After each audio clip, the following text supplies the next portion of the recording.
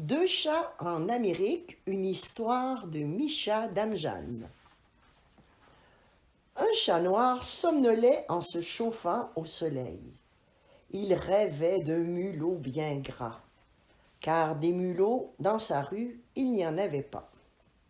Sa chatte somnolait près de lui, et elle aussi rêvait de mulots, car des mulots dans sa rue, il n'y en avait pas. Dans la rue des pêcheurs, il n'y avait que du poisson, toujours du poisson. Le père Olivier rêvait lui aussi. Il rêvait de partir en Amérique. Là-bas, il irait parler aux Indiens. Et il amènerait avec lui deux chats pour leur en faire cadeau. Et voici ce qui arriva. Le père Olivier acheta les deux chats qui rêvaient dans la rue des pêcheurs. Il les mit dans un grand panier et s'embarqua un jour de printemps. Le père Olivier était sûr que son cadeau ferait plaisir aux Indiens. Quant aux chats, ils étaient épuisés, affalés sur le pont du bateau.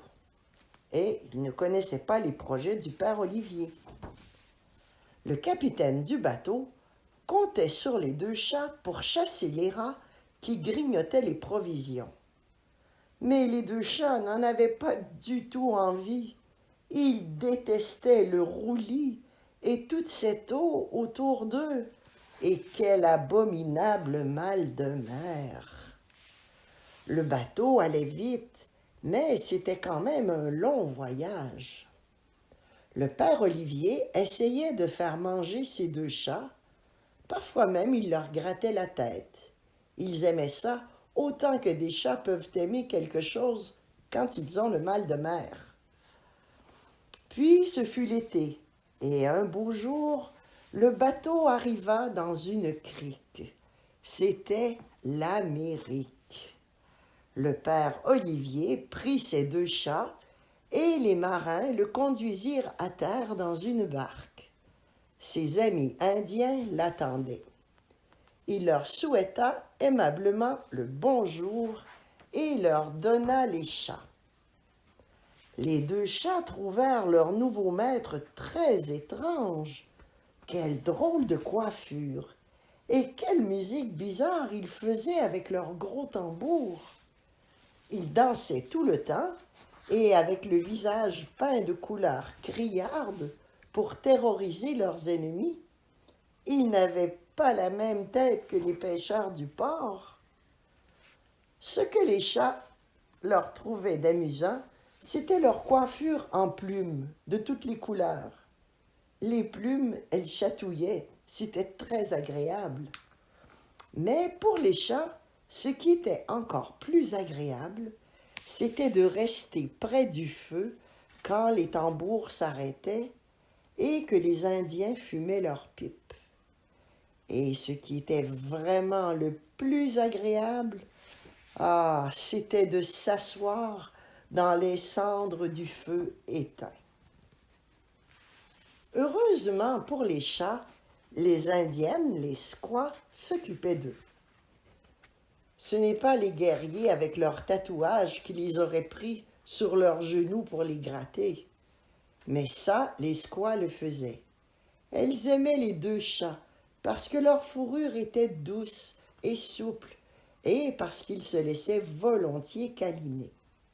Mais ce qu'elles aimaient par-dessus tout, c'est qu'ils ronronnaient si tranquillement. C'était tout à fait différent du bruit des tambours de leurs guerriers de marée. Les squaws étaient heureuses avec les chats, mais pourtant les chats n'étaient pas heureux avec les squaws. Ils commençaient à trouver la vie monotone. La prairie était là, fascinante, mais les chats en avaient un peu peur. C'étaient des chats de port. Ils étaient nés et ils avaient grandi dans la rue des pêcheurs.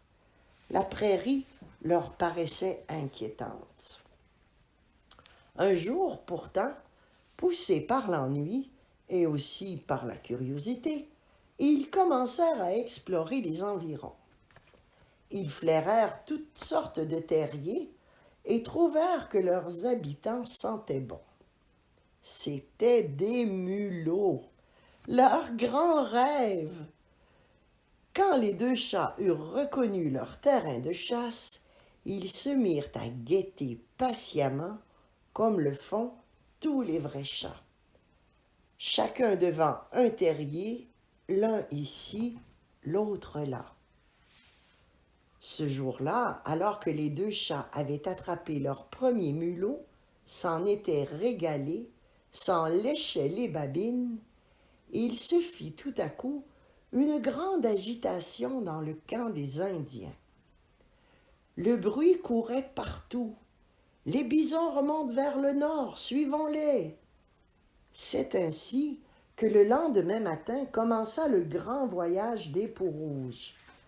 Les chevaux chargés, les vieillards et les malades dans les charrettes, tout le monde, jeunes et vieux, grands et petits, se mit en route vers le nord, là où allaient les bisons. Les deux chats étaient très déçus, mais à quoi bon essayer de se cacher pour rester seuls dans la prairie? Ils quittèrent tristement leur cher terrain de chasse et se laissèrent emporter vers le nord, sur le dos des squaws. Collines, prairies, ravines et bois défilèrent par monts et par vaux. Mais ils s'arrêtèrent enfin, et les Indiens remontèrent leurs tentes. Ils jouèrent du tambour et dansèrent, et les vieux se mirent à fumer tranquillement leurs pipes. Les chasseurs partirent dans la prairie, suivis par les chats. Ceux-ci cherchèrent des terriers, flairant à droite et à gauche, et là où ça sentait le mulot, ils s'arrêtèrent et ils attendirent patiemment, comme font les vrais chats. Les semaines passèrent et tout allait bien pour les chats. Ils croquaient les mulots par douzaines et trouvaient l'endroit magnifique. Mais tout à coup, les Indiens recommencèrent à s'agiter. Voilà que les bisons repartaient vers le nord. Les Indiens les suivirent aussitôt. Ils allèrent par les monts et par les collines, par les rivières et par les lacs, par les prairies et par les bois. Un jour, enfin, ils s'arrêtèrent. Ils remontèrent leurs tentes et se mirent au travail. Alors que les chats, très déçus, allaient s'enfuir, la chatte mit au monde 5 petits chatons. Comment fuir maintenant? Il n'en était plus question. La mère chatte était très heureuse et elle oublia toutes ses déceptions. Mais le père chat bougonnait un peu. Il craignait que les bisons repartent encore une fois. Quand les chatons auront grandi, nous nous enfuirons, lui disait la mère chatte pour le consoler. Car il n'avait qu'un seul désir, c'était de trouver pour toujours un coin riche en mulots pour eux seuls et leurs chatons. De jour en jour, les chatons grandissaient et les parents chats avaient de plus en plus envie de fuir la vie mouvementée des Indiens. Mais pourtant, ils n'eurent plus besoin de fuir, et voici pourquoi. Un beau jour, un marchand arriva pour faire du commerce avec les Indiens. Ceux-ci lui firent bon accueil. Il leur proposa du tissu et des rubans de toutes les couleurs, des perles de verre, des miroirs. Les Indiens, eux, lui proposèrent des fourrures, du poisson fumé et les 2 chats. Mais le marchand éclata de rire et dit « Je ne paierai pas un sou pour ces bêtes-là.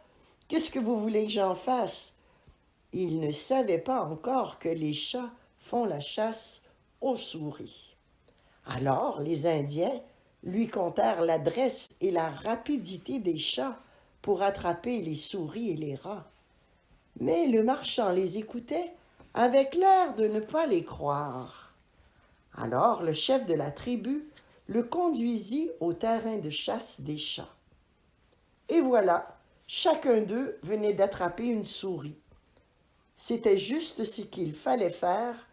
Ça, les deux chats l'avaient bien compris. Le marchand était ravi. Il pensait au colon qui lui demandait toujours un moyen de lutter contre les rats. Il conclut tout de suite le marché avec les Indiens et d'avance il se frottait les mains. On mit les chats et leurs petits dans un panier et le panier dans une charrette et le marchand partit vers l'est, c'est là qu'habitaient les colons. Il arriva un jour avec son inventaire. Il vendait des nécessaires pour la barbe, du tabac, des aiguilles, des fourrures, du savon. Sur le plateau batifolaient les petits chatons. Les colons riaient, posaient des questions et ne voulaient pas croire que ces jouets vivants attrapaient les souris. Mais ceux qui se décidèrent à en acheter constatèrent qu'ils étaient de fameux chasseurs. On se le répéta, se les prêta, les maria, s'offrit les uns aux autres ceux qui naissaient. Il y a maintenant 46 millions de chats en Amérique. Et les deux chats de cette histoire vécurent très très vieux, aussi heureux que dans la rue des pêcheurs.